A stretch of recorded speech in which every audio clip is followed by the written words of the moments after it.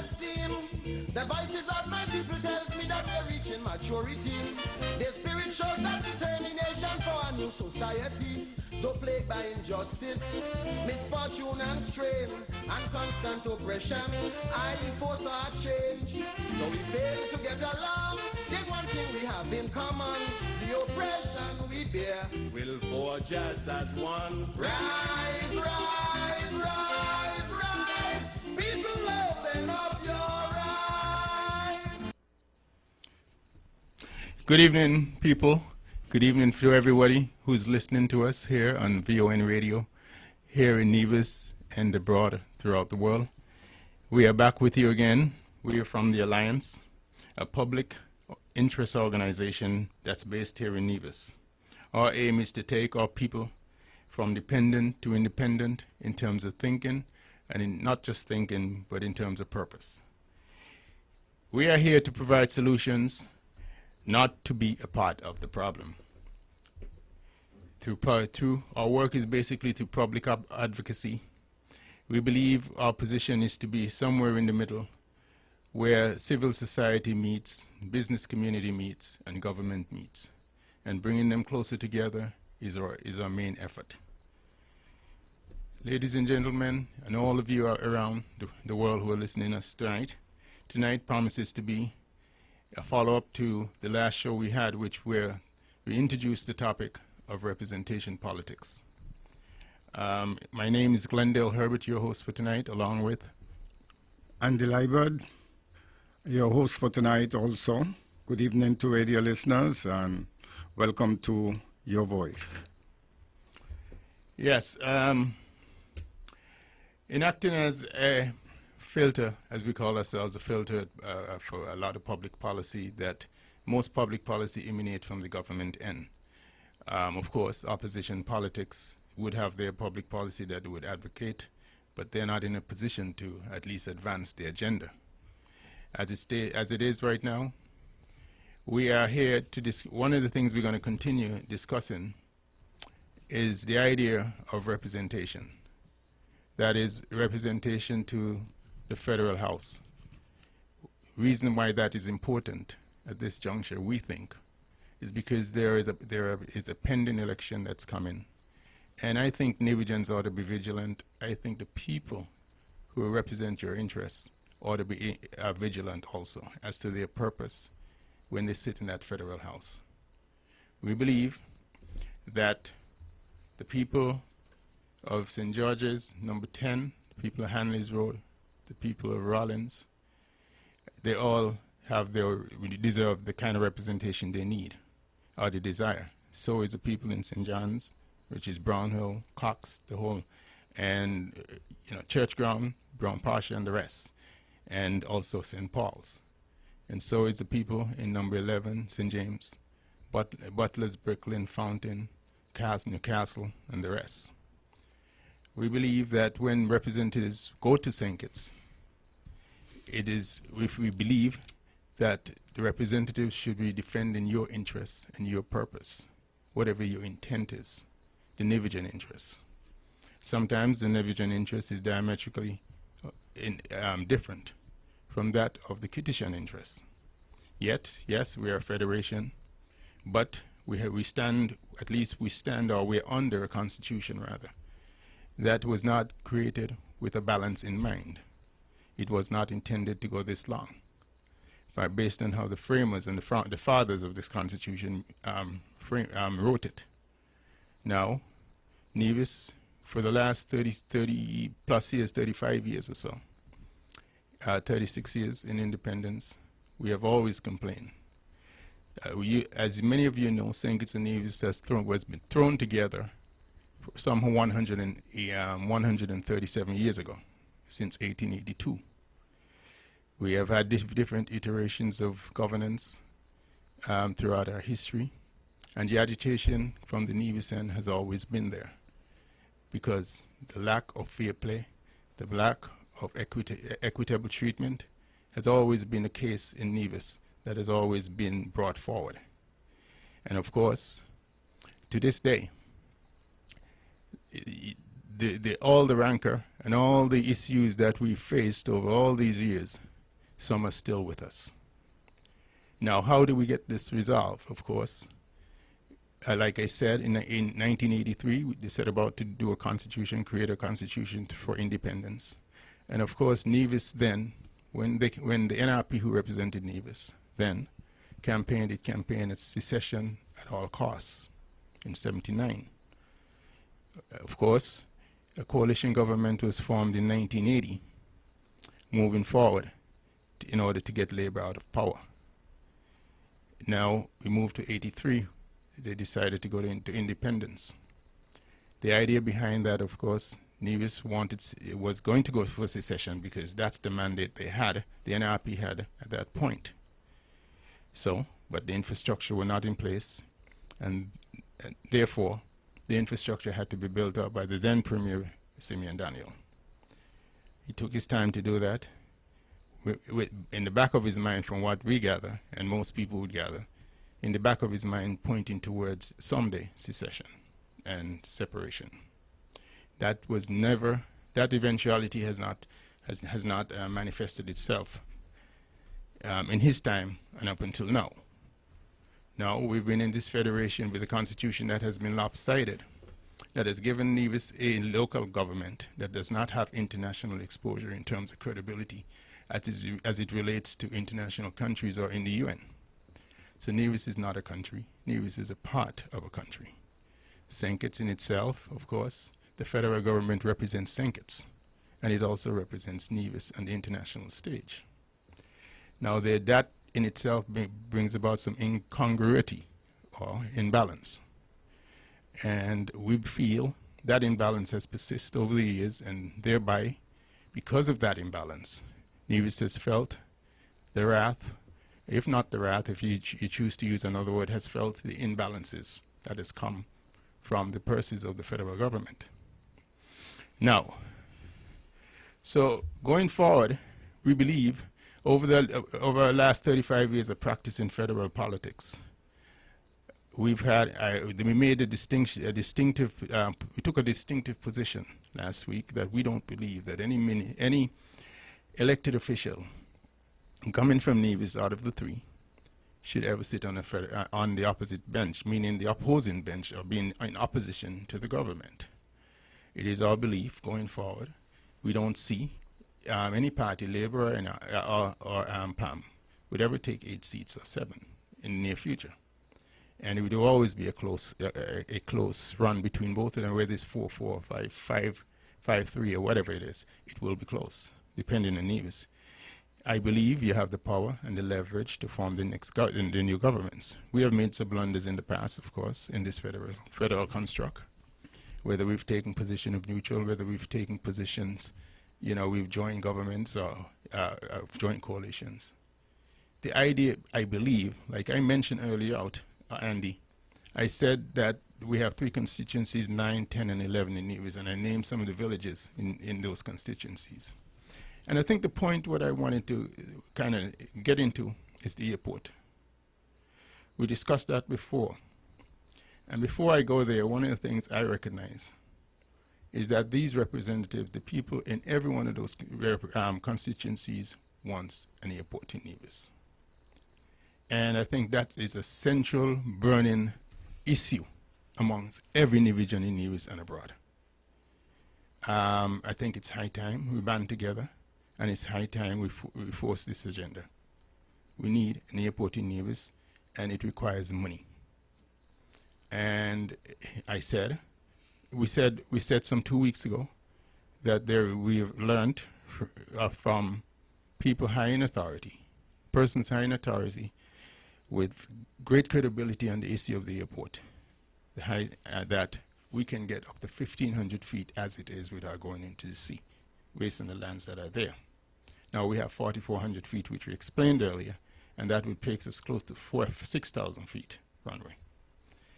Now, so that being the case, I happen to feel, and I'm sure Andy shares the same thought because we've had discussions on it, and many of us, that it's high time that we get something, an airport that can at least be active and revitalize in this country.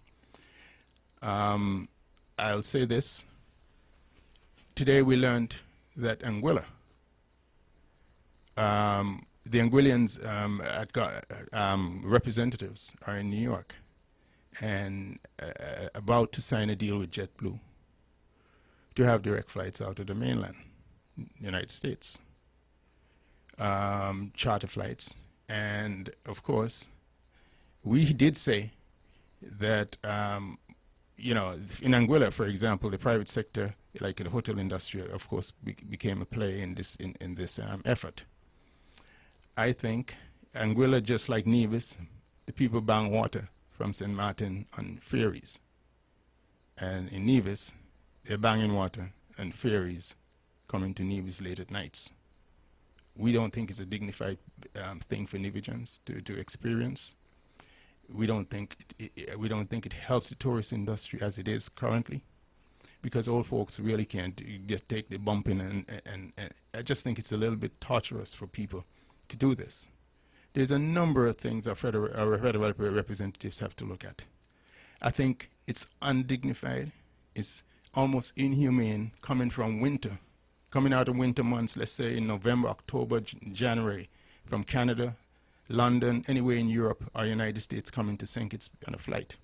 And you have to go down to the ferry terminal and stand outside with your luggage for 45 minutes because you cannot get inside in hot sun. When you come out of winter and you come into the hot sun, it is really, really gruesome. And, you know, it turns off anybody who's traveling to Nevis. That's a turn off. It doesn't excite anybody to travel because it's just a little bit too difficult to get to Nevis. And I think that has to change. So, Andy, you know, tonight I believe that, you know, the federal government, we're turning our attention to them. And, you know, you sit there in the federal government, we're not asking you for your revenues. We're not asking for the revenues that you collect to contribute to Nevis. We have no interest in your revenues you collect. But when your hurricane fund and your SIDF and your CBI program, that you sell the passports to the people of Nevis and you sell the passports to the people of St. Kitts, we deserve better. We really deserve better. At this stage, we recognize what you're doing in St. Kitts, and we have no envy of you. I mean, when you build a pier for $118 million, you build an island, the entire island main road, for God knows maybe $50 million, because what in Nevis it costs about $3 million per mile. So you figure that out. And then you turn around. Currently, you're addressing the airport in St. Kitts with another $15 million upgrade.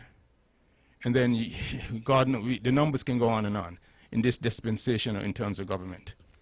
You know, you do Old Road Bay, $32 million.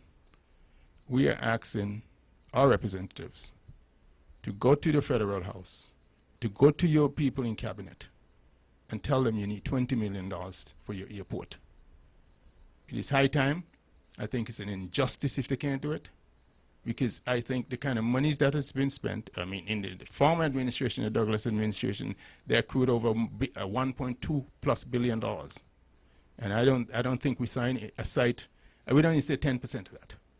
We didn't see 1% of it in this country, in Nevis, rather. And I think that's an abomination. And I think for members who sit in that house, I think, you know, Frederick Douglass said something. He used to say this, you know, power concedes nothing without demand. It never did, and it never will.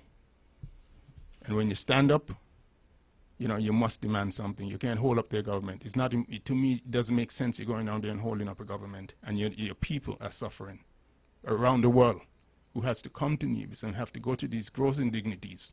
It is not right. And it would expand the tourist trade in Nevis if you do this. It would, I mean, stand up.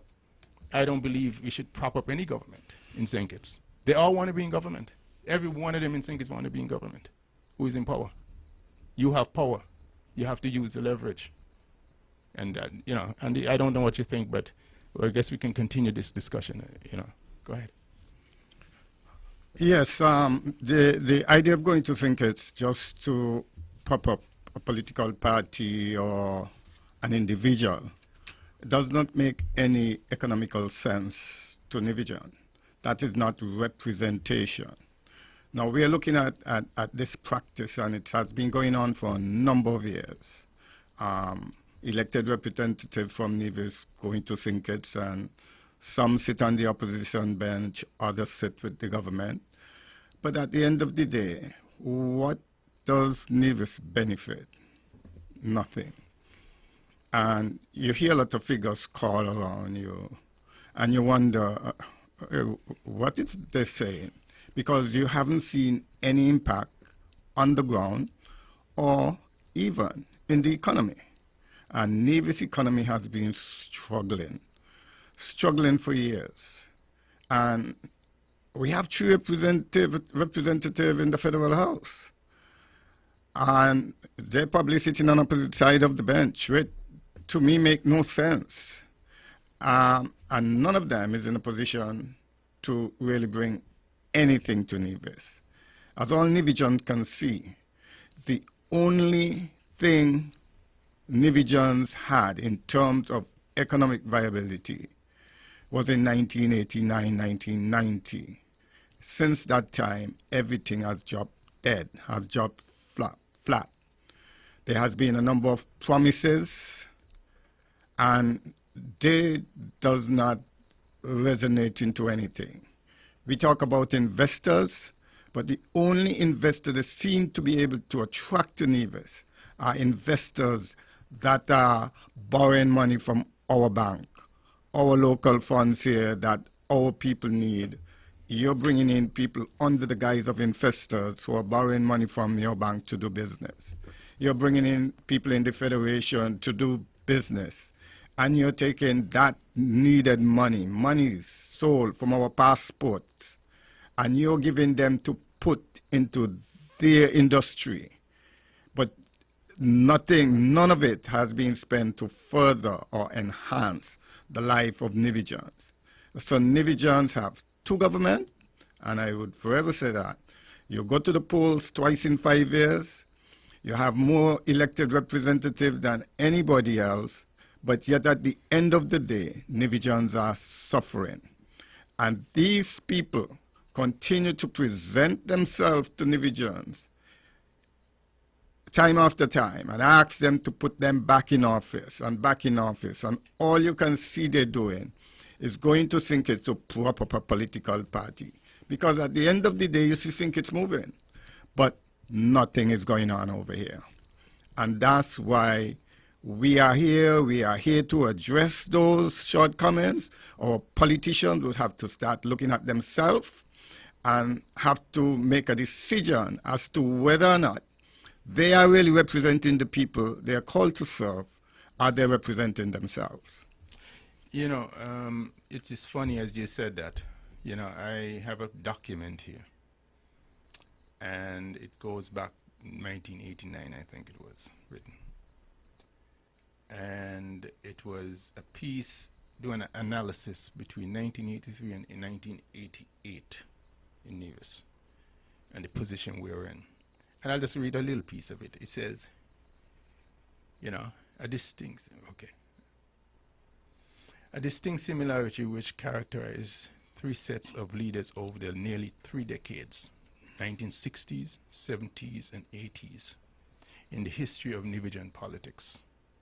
The personal desires and goals of leaders of these times have always been given priority over the wishes of the people, to the detriment of the progress of the people of Nevis. And it's reflected in the exodus from the island during that time. Many people were leaving. It goes on, you know, and he goes on to talk about 1967, Walwyn, and it says, in the article, it says he chose personal gain when he's offered a ministry, and not the ministry, he's offered Attorney General. And they talked about 71, when Parliament Secretary was offered to the PAM representative in Nevis, which is Mr. Paris, Fred Paris, I think. And it goes on to talk about 1980, when representative took power. And of course, it talked about the persons who took power in the Federation, then the coalition government from Nevis. And he said this has been chronic. And the argument basically was saying people choosing their personal gains over, the people. And like I said earlier, power concedes nothing without demand. It never did and it never will. And you have to demand. You have to remember what you were sent for, therefore. And like I said, the people of Rollins, the people of Brownhill, the people of Cox, people of Fountain, Castle, they all want an airport. How can you have Anguilla, for example, who was behind us, is able now to bridge that gap and prevent the people from banging water across the Narrows? I mean, I read today from the Anguilla directly, from the Daily Herald. Anguilla, air access from the United States to Anguilla may soon be possible with a signing expected on Tuesday with JetBlue. Minister of Infrastructure Communication Curtis Richardson, along with Parliamentary Secretary Cardigan Connor, Permanent Secretary Larry Franklin, and Chair of Anguilla Tourist Board Donna Banks, are currently in New York and were set to hold discussions with officials from JetBlue Airlines on Sunday, December 1. The talks are in regards to direct flights from Fort Lauderdale, Florida to Anguilla. Well, we talked about that. We talked about from the mainland, charter flights. He said private sector tourism properties were assisting government with the project. The signing of the agreement is planned for Tuesday, December 3rd.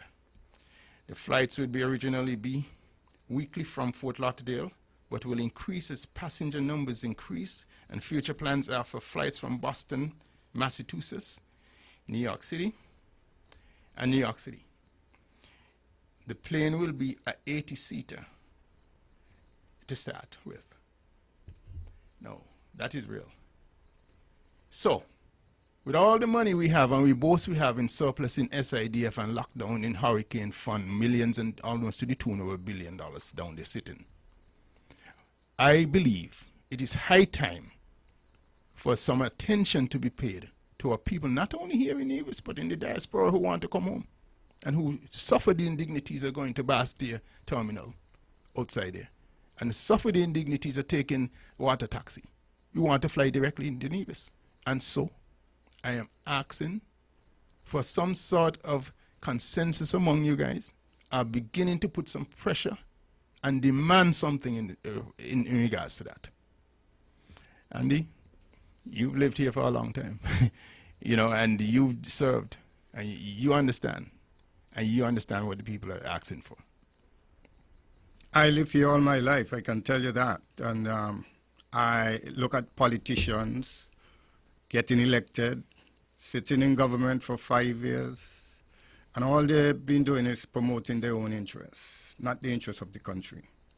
I don't have to say that for Nevisians to understand, because they feel it themselves, they see it, and we need to fix that problem. But let me roll back a little bit. That article that she was just reading, isn't that article written by somebody in Nevis? Yeah, yes it is. And isn't that article written by an elected representative of Nevis? Yes.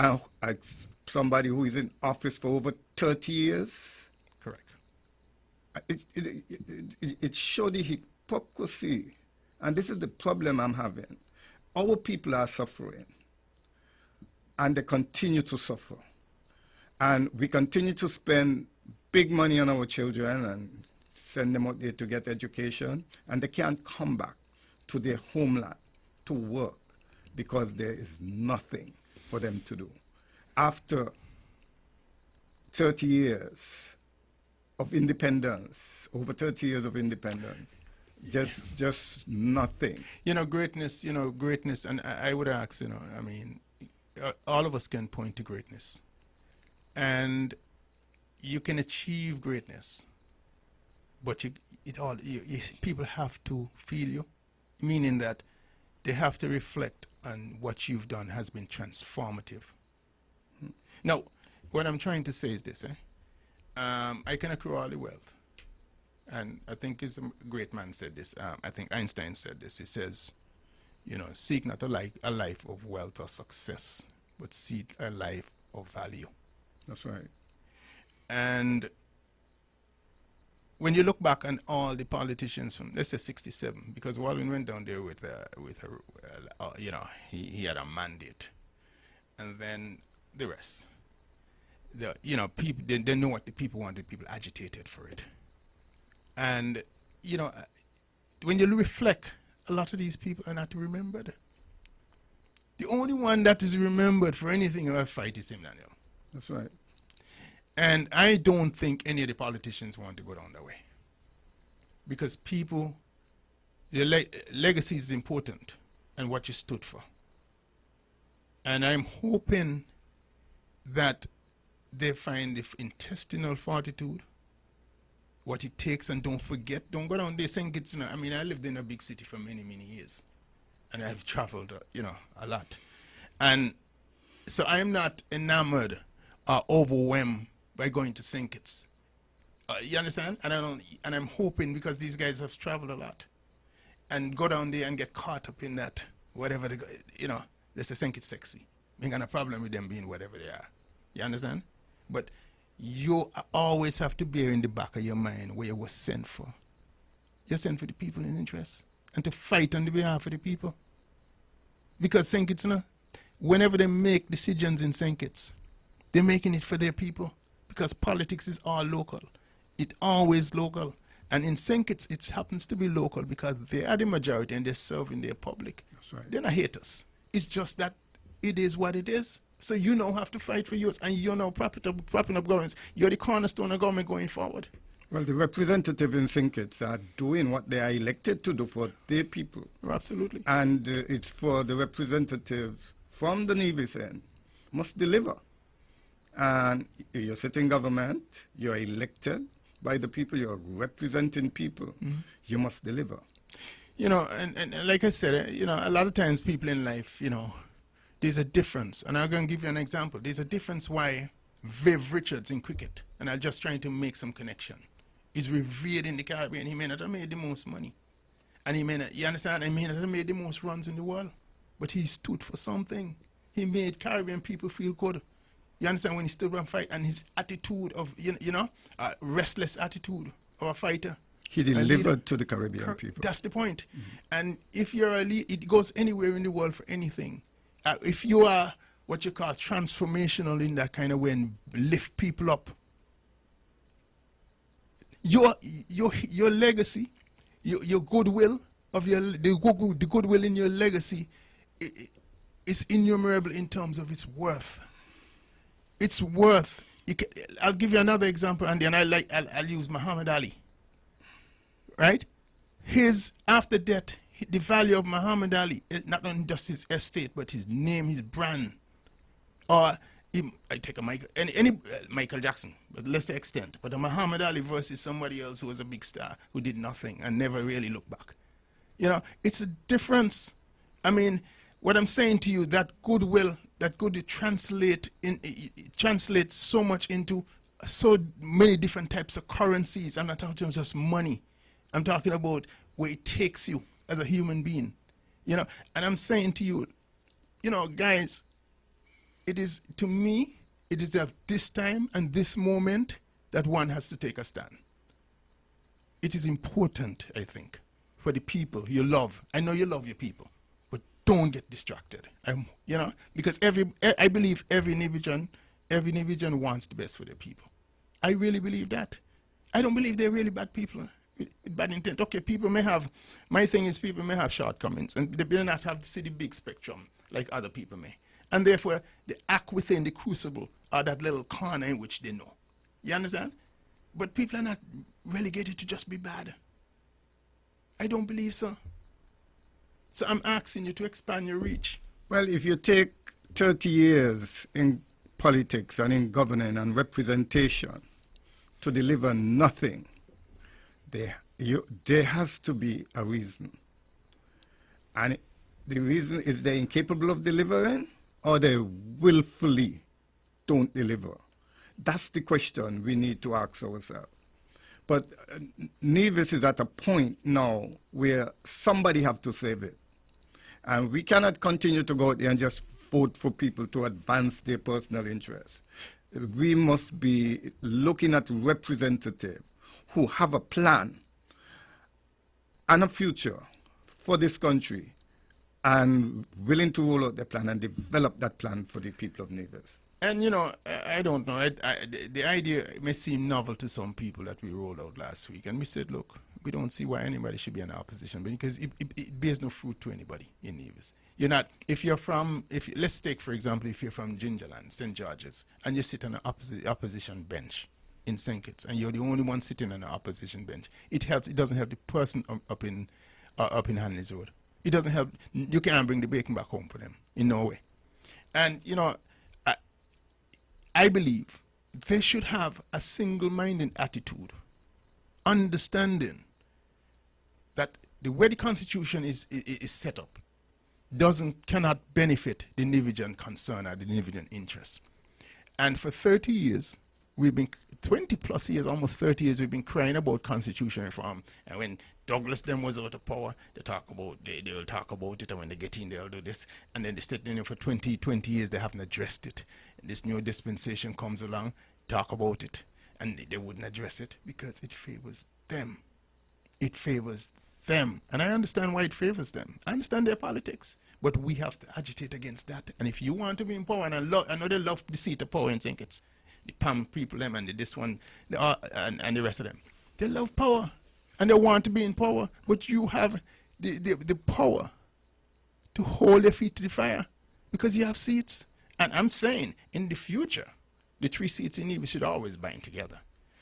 Don't worry about your politics back here. You won't fight that 2 years after your NAA politics. Because no matter if you bring, let's say, if you bring over funds or you bring over whatever allocations, whatever funds, it's still, if in the case of the NIA, we still have to allocate. And if they misallocate or they don't allocate, you still have arguments to be made for the politics. You understand? So it's not about the myopicness of it, meaning that, oh, we can't go down there and sit down with the my enemy in Nevis, let's say CCM NRP, because you know what I'm saying, and work together. We can't do it because you're gonna make them look good over here. It's narrow-minded and myopic. It's not wise.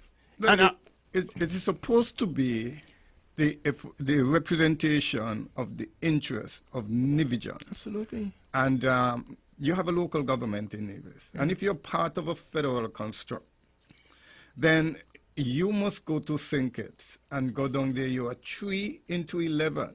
Yeah. And so in order for you to get anything for Nevis, the 3 must go down there as one. Absolutely. To advance the cause of Nivijan. Yes. Not to play out their politics and see who can get the most money in their pocket while the people in Nevis suffer. Let me read something to you from the same article. It is my opinion that some men lose sight of their vision and their goals when they allow hatred and personal aggrandizement to override the principles they hold. And such is the case of the leaders who have went before. Well, and we sitting here now, we can say all of them fall into the same category, except for just one, who really had a plan, and that is Dr. Daniel. I fully agree with you. And I think most Nivijans will. You know, I think most Nivijans will. He was a tireless worker. His largest or his work is demonstrated up to today. We feed off his work, which is the 4 seasons. The writing of the offshore ordinance in '84, which is recognized as one of the best ordinance in terms of offshore sectors in the world. That ushered in, that created an income in Nevis in terms of, you know, adding to the bottom line, our GDP. the Bank of Nevis, because he was looking towards developing the country to the point where you have a banking system where people can go and get credit and buy land reform in Nevis, which he instituted, and most people were teachers and come out of poor families, became middle class and upper middle class today in Nevis. Those who are alive who acquired lands during those times for very cheap. I think he was forward thinking, and he was almost Hamiltonian in his thinking, and he said it because he studied Hamilton. You know, I just think the sixth form was revolutionary because too many of us students were going to sixth form in St. and they were not able to stay home. You know, on and on, the vision. And the degree program, Yeah. that again was very well received by a number of Nivijans who was here in the system working for years and could not afford to go abroad to get a college degree. They were able to do that right here, and that didn't build upon. That didn't continue. Right. But I want to say one thing, that the author of that article was writing about his own legacy, because what is written in that article is the legacy of our representation. It's almost Shakespearean. That's correct. and Wow. it's something that we, the Nivijan people, have to look at our history and understand where we come from. And you must ask the question, where are we going? But we have to also recognize that where there is no vision, the people perish. Must perish. And where there is no plan, the building would fall. And that is our problem today. And you know, and it's not. And again, I will keep saying it's not for a lack of love. I don't think they hate. No, I don't think nobody hate each other. I just think, you know, we get sidetracked sometimes. We get sidetracked. I'm not an authority, and I'm not in the position to say how a man's heart is, and I'm not interested in doing that. I am more interested in furthering the lot of Nivijans, preserving the legacy of Nivijans, the great history of this country that made this country renowned, and that was cited as, you know, the Queen of the Caribbean for its great history. The great history of its people. We are a wealthy country now. I mean, by global standards, or third world standards, or even beyond that. I mean, we are at the top. I'm talking about not the country, the territory of Nevis. We are a wealthy bunch of people because we're owners. We're landowners. We own our lands. And that about 80%, it was a study or something released. We owned about 80% of the lands in the country. I don't know if we still. But yeah. You know, so, but it's high. It's by comparison to most countries in the region and beyond. We own an awful amount of lands in this country. And you see, you know, it's lands that can be leveraged, of course, and you can do for currency, money, and you can do lots with it, because you spoke earlier, before, of the fact that we can have local investors, and that should be encouraged, you know, and we stop looking outside for investors and the like. And I do believe, because we have so much land, the land for debt swap is evident. We won't say lands came from St. Kitts. That's right. And I'm just saying that was a government package, a government public policy package that was done to create wealth and to offset debt. We have so much lands and so much assets paid for without encumbrance, meaning without anything against them, held against them, that we are in a great position if we can collectively begin to think of investment in the country, and begin to, you know, source money. Because you see, again, there must be a source where capital can be accessed to go in that direction in terms of developing the country. And of course, it must be credible, you know, some credible plans or, you know, businesses that you can come up with that can be really operationalized to the point where they can be viable in the country, where people can really make money, and not only make money, but also you can create jobs and opportunities across the country. But we are self-reliant people. Our history has been that.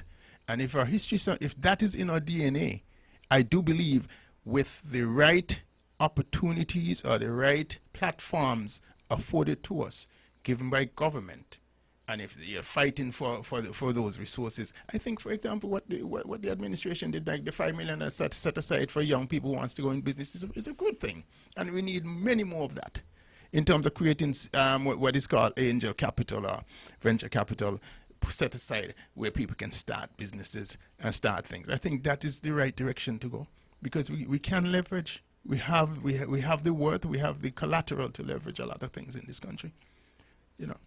Yes, I do believe the $5 million is a good initiative, but it must come with a proper plan. Yes. And it must come with a proper package. Yes. So that people just don't go into business to fail. Yes. The way the system is structured right now, and our tax system, Yes. The people going into business will fail because the government tax them out of business. Yes. Run them out of business, and create problems for them that they cannot solve for the rest of their life. Correct. And it is that the government don't know. But you know, again, our problem is a plan. You can't build anything without a plan. And you know, the fascinating thing, what you just said is very fascinating, because in this country, for example, the difference between the United States and our country, we don't encourage debt. And debt is something that gets you in jail. You know, I mean, historically in this country. Yeah. I mean, I think they struck it. I'm not sure if they struck that part of it, but it's something that, you know, that is not looked kindly on in this country, you know, psyche, the way we think. Whereas in like United States, debt is debt. You can move past debt fast. You know, you file Chapter 7, or in the case of businesses, you file Chapter 11, and you move on. You know, you start all over. You know, if debt is written off. But here, you know, I mean, it's wrap around your neck, like, you know, like an albatross, and you carry it for the rest of your life, and you can never get a restart. You That's can right. never get a restart, and that is not good. And that is because of lack of representation. And the people in office did not seek elective office with a plan. So there is no plan for Nivision. There is no plan for Nevis. And so if you're calling that love, then I don't know what is love. Because if you love people, you care for them. And that is what our elected officials are elected to do, care for people. How you do that without developing up a plan, how you're going to take care of these people. And after 30 years in office, 10 years in office, and you cannot roll out a plan, and people see something happening, then you wonder why you should continue with these people. My thing is, and our thing is not just mine. It's when we speak, we say it's you. We talk to the people, we say it's yours, and it's you. It's all yours. You know. Again, you got to be clear. We have to be clear-minded about the direction of this country, and we have to be serious about it and sober about it. And call upon all the forces in this country. If you need guidance, it's okay. It's okay. I mean, a lot of people put up their hands. I mean, because no one knows everything. Not I, not you. And we call upon each other. And we ask the question, how can you help? It's okay. But the idea is to call upon everybody, all our resources, to drive this train forward. Because for the posterity of them little ones coming out of school, to have a future, and so they don't have to have the brain drain in this country where they go overseas and never come back. Most people never come back. I mean, Andy, I've had the experience where I know family members, many family members, who have died overseas at the age of 80, 90. And they always never forgotten he was wanted to come back. But the healthcare system is not here. They think they could, back in those days, they couldn't get certain things to eat because the supermarkets wasn't providing them. But the point what I'm making is people go and we've lost so much. And a lot of people are coming to our shows now, not with this distinct culture and learning and history that these kids are leaving with, that you've thought your kids, and many others have thought their kids, they may never come back. And that is a drain to the country in terms of the information base You know, and not only the information based in the country, but you know the wealth, the fabric of being Nivijan. We are losing that. And you know, again, I'm asking our leaders. I am asking you to demand more. Demand more, because Senk is going to get theirs. Their leaders down there representing their people, and we're asking. Well, it really starts with the people. It starts with the voters. The voters who are suffering must demand more from their leaders. But And in turn, once the voters put that pressure on their leaders and demand from them, then they would in turn demand from the cabinet that they sit in. But then, you know, the only thing is that, you know, it's very difficult to say. As you said that, I have to bear in mind the election, you know, how people turning out to vote. The numbers are going down.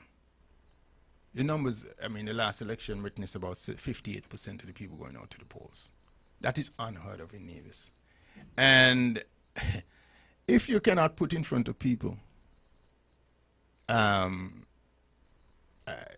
you know, ideas that are aspirational, that people can believe in, because, mind you, people don't mind taking you there. They don't mind sending you there. But they got to feel like they have a skin in the game. They got to feel like when you arrive, they arrive too. There's something in it for them. You understand? And if you're going to just say for me for X, Y, Z, them numbers going to keep going down. But it means people are sitting on their hands and people are just getting totally apathetic or like... Well, that is not the right thing to do, though. The right thing to do is people need to come out. And if they're not representing them, they need to come out and remove them, not just stay home. Staying home doesn't help the situation. What I'm urging, though, I'm urging those who are running. I'm really, really urging them, those who are running, begin to rethink, you know, begin to rethink your programs. I mean, do some reflection, serious reflection, consult. It's not about just winning. It's about executing once you've won. Because at the end of the day, like I said, when I reflect on all them leaders, and boy, you know, it's like dust. Nobody remembers them for anything. I mean, it's amazing. And if you want to go down to be like that, you know, fine. But if you want to be different, you have to begin to look at yourself squarely and reassess the situation and say, boy, you know, we need to do better. Well, when you go into school, you have to prepare. When you go into a job, you have to prepare. When you're asking for a job, you have to prepare. And so our leaders need to start preparing themselves for the task that they're asking the people to give them that mandate to represent them. And if they're coming to the people and they continue coming without a plan of action and a time frame in that plan of action, and how you're going to deliver that plan, how you're going to include them in the plan, then the people need to reject them. Now, let me ask the question. I mean, while we're on the subject, there's a significant... I remember we had a referendum, right? I think we had a referendum. In 1970-something, they had a referendum. It was a referendum or something they had. And 1979. Was it 79? A referendum on secession. Yes. And it was about almost 97%, 98% turnout. Yes. And then the elections after that, we never see numbers in the 70s. I mean, to see numbers in the 70s was low in terms of turnout. Because people were inspired. People were inspired by with a purpose. Because it was purpose driven, and the leaders were able to say, this is what I intend to do. These are the things we're going to do. You know? And now, if you have a drop-off such as what we're having, and if it continue to slide in the opposite direction, we have to question ourselves, because now people are not engaged, and people are not invested in the system, and more people are falling off, And that is not good because there must be dynamism. One of the things about us when we, what we always try to do is to try to get behind the people or get behind the people mind and always stick with the people and try to be where the people is going. And try to, and you can't lose that. Because, like I said, you end up losing your way. And I'm saying again, the body politic has to be addressed. And again, especially the federal politics, they have to reassess what we're doing. They have to reassess it. Definitely. I've been sitting down talking to a number of young people who have left school, and it's amazing and it's shocking to me and disappointing. The number of people who have left sixth form and is out there working in firms and going home with minimum wage. Minimum wage. These are people who have a will to go on with their studies, but they can't even work for enough money, right, to feed them. Put by being able to save at least money for their own personal expenses, even if they get a scholarship for the first year in college. So let me just take a chance to go back to where we started. The airport. We are asking our representatives to go down there and demand $20 million. Our assessment, what it would cost to do that airport in terms of 1,000 to 1,500 feet, and FBO, which is a fixed base operation, which can house maybe 30 private jets, and parking, outside parking, and of course some upgrades on the airport as it stands, the terminal building as it stands. We believe that can be done with somewhere between maybe 14 to 18 million dollars, somewhere there, fully. You have a chance to demand. We're not asking for St. Kitts and with anybody who come back with the foreigners feel like we want any of their tax money that they collect from the citizens in St. Kitts. We're not interested in that. No interest. We're interested in what you got in the Hurricane Fund. We're interested in what you have in the SIDF, the CBI. Them are the monies we're interested in, because when you sell a passport in Basseterre, it represents a person. It represents a person who lives in Connery. It represents a person who lives in Blackrock. It represents a person who lives here in Nevis in farms. You understand? Or Cotton Ground, for that matter. And all of us passport it is. So therefore, not like in the past, when we didn't get nothing over 1.2 billion plus. I don't know how, anything out of it, not even 1%. I don't think we got 1% of it. And of course, you see St. Kitts, when you look at St. Kitts is on the international plane in terms of its level of infrastructure. St. Kitts is right there. You understand? In terms of technology and everything else. When Nevis is like light years behind right now, in my opinion. And I'm saying it demands a change. It demands a change here in Nevis.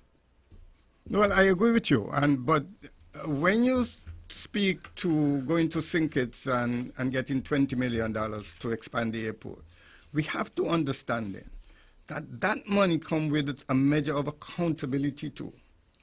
And what we have seen here is that nothing seems to be able to be completed in Nevis. The money continues to run out without accountability, and nobody is reporting how the money is spent. So, honestly speaking, if I was in the federal government, I wouldn't be willing to give any money to anybody in Nevis without proper accountability. In doing an airport project, the only problem is this. The NIA would have to commandeer it. And it would be under the auspices of the NIA.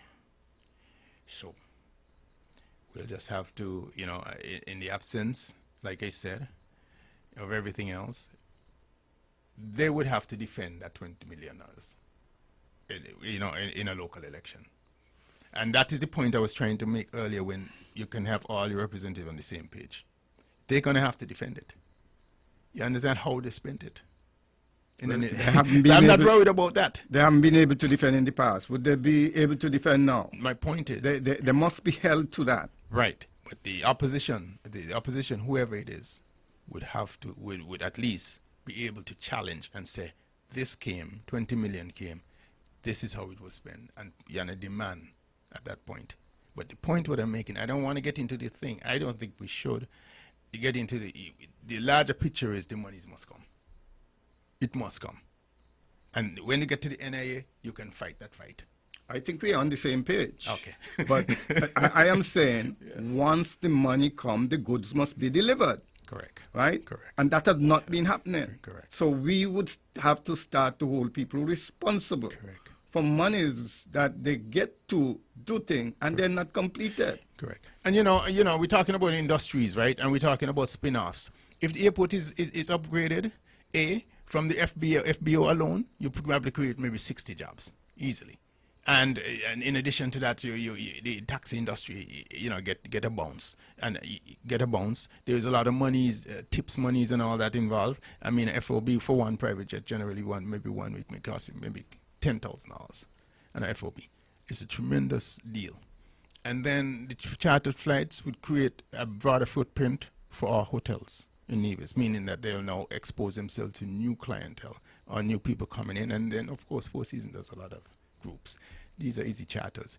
I mean, I did say, I think it was a 737-200 can seat 119 persons and above, I think, and can land on about a 5,000 runway plus. So in Anguilla, they're getting an 80-seater JetBlue. And I did say you can talk to United. We did say that. We did say American JetBlue, set up a board. Let's get this thing going. We can do this. It is not impossible. This is easy work. Easy work. I mean, just don't think this is not rocket science. So there you go now. You're creating opportunities. You're creating jobs in the country. You're broadening your tourist footprint. You're broadening your tourist industry. More activity. People, the taxi men are more engaged. The people who do water sports are more engaged. All the ancillary, the scenic tour people is more engaged. All of this thing, it works. So I mean, we're talking about broadening the tax base and creating more activity on the ground. Okay, next week when we come, we are going to be speaking to the people of this country about the geothermal and why they should own it. It's a big topic. That's right. Thank you. Good night again. It's a pleasure to come to you. It's indeed always a great pleasure from us here at the Alliance, and we intend to continue to be a part of the solution and not a part of the problem. We want to continue consulting with you, those in government, those who are out, those who are proffering to be part of government.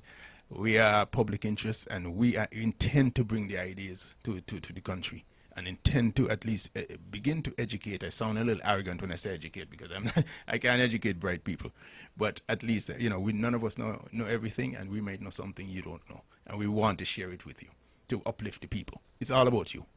It's your country. It's your people. Thank you. Rise, rise, rise, rise. People, open up your eyes. At last, at long last, at last. Out of chaos and strife, we found a hope we've never known. A glimpse, just a glimmer, just a gleam. But a flicker of light, like I have never seen. The voices of my people tells me that we're reaching maturity. The spirit shows that determination for a new society. Though plagued by injustice, misfortune and strain, and constant oppression, I force our change. Though we fail to get along, there's one thing we have in common. The oppression we bear will forge us as one. Rise, rise, rise, rise. People, open up your eyes. The views and opinions expressed on the preceding program were solely those of the participants and do not necessarily reflect the views of the Nevis Broadcasting Company Limited or its advertisers. It is now 9:30. From the Caribbean's powerhouse,